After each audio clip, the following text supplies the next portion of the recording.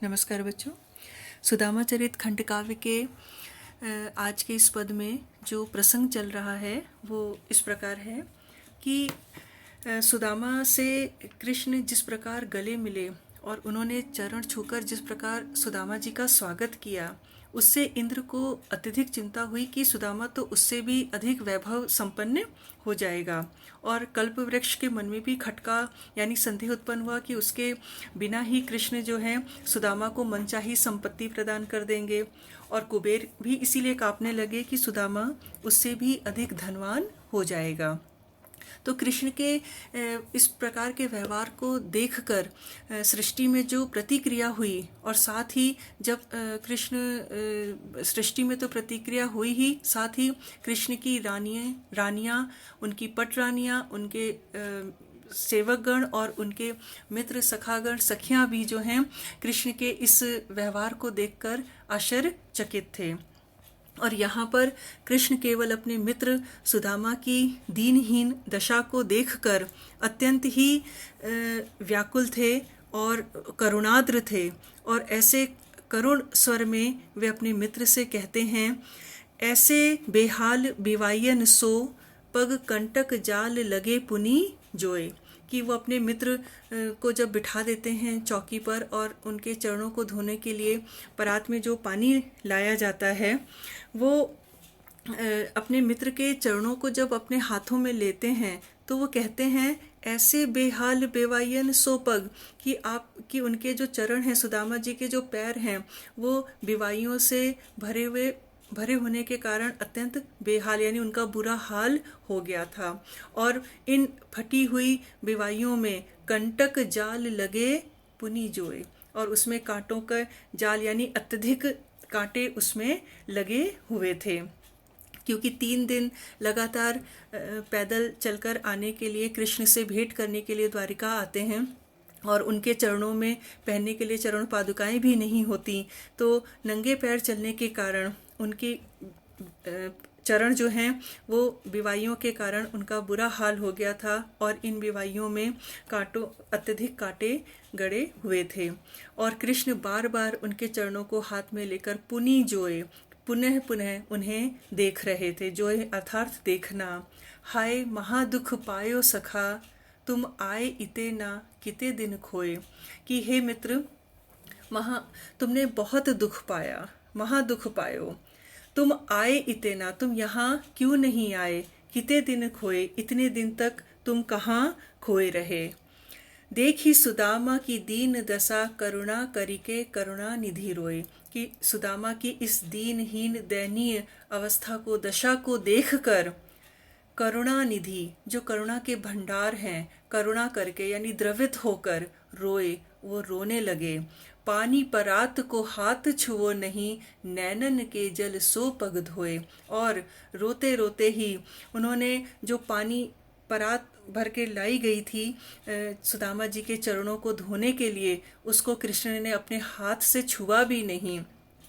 नैनन के जल और नेत्रों से लगातार बहने वाली अश्रुधारा से ही सुदामा जी के चरणों को पग धोए, उनके चरणों को वो धोते गए। और बार बार अपने मित्र से कहते रहे कि हे सखा, तुम इतने दिन कहाँ थे, क्यों नहीं आए, और उनके चरणों को सहलाते रहे। इस प्रकार कृष्ण, हम देखते हैं कि कृष्ण अपने मित्र के प्रति उनके मन में कितनी करुणा, कितनी दयालुता है। और मित्र के साथ उन्होंने जो प्रेम पूर्वक जो व्यवहार किया है, उसका मार्मिक चित्रण इन पंक्तियों में कवि ने किया है। इससे भाषा में अत्यंत मधुर भाव भी प्रकट होता है, बड़ा करुण चित्रण है, भावात्मक शैली है।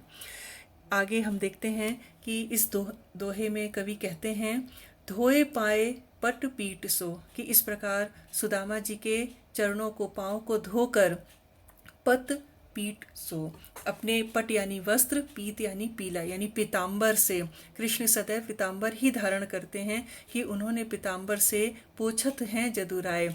यदुवंशी श्री कृष्ण उनके चरणों को बड़े प्रेम से पोछते हैं। सती भामा सो यूं कहो, कही करो रसोई जाए। फिर उन्होंने अपनी पटरानी सत्यभामा से कहा कि जाओ रसोई की तैयारी करो, अर्थात भोजन बनाओ।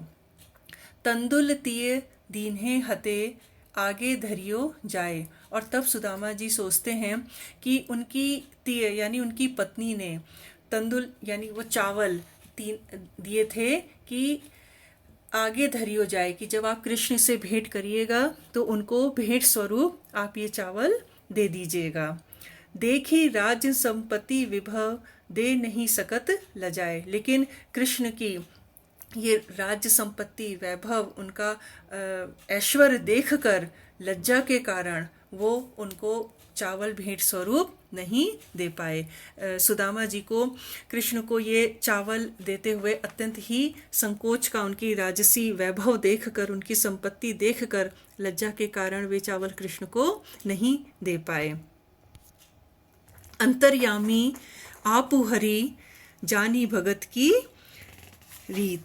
इस प्रकार हम देखते हैं कि जो कृष्ण हैं वो अपने अंतर्यामी, हरि तो अंतर्यामी है, अंतर्यामी आप हरि जानी भगत की रीत, कि कृष्ण तो अंतर्यामी हैं और वो अपने भगत की, अपने भक्त की, अपने मित्र की इस रीति को स्वतः ही समझ गए, जान गए। सुहृदय सुदामा विप्र सो प्रगट जनाई प्रीति। और सुहृदय यानी मित्र कृष्ण ने सुदामा, ब्राह्मण सुदामा के प्रति प्रकट रूप में अपने प्रेम को, अपनी प्रीति को जताया, उनको बताया। यानी उन्होंने प्रकट रूप में अपने मित्र को ये प्रीति जताई कि जिससे सुदामा जी को तनिक भी संकोच का अनुभव नहीं हो, सुदामा जरा भी असहज ना अनुभव करें। ऐसा प्रेम पूर्ण व्यवहार कृष्ण ने सुदामा जी के साथ यहाँ पर किया। इस प्रकार हम देखते हैं बच्चों कि कृष्ण के जो राजसी वैभव या ठाट बाट था और सुदामा जी की गरीबी का ध्यान करके जो सुदामा को लज्जा का अनुभव हो रहा था, इस कारण वे तुच्छ भेंट, चावल जैसी तुच्छ भेंट भी कृष्ण को अर्पित नहीं कर पा रहे थे। उसका बड़ा ही सुंदर, सहज और सरल चित्रण यहाँ पर कवि ने किया। धन्यवाद बच्चों। इसके आगे हम लोग कल पढ़ेंगे।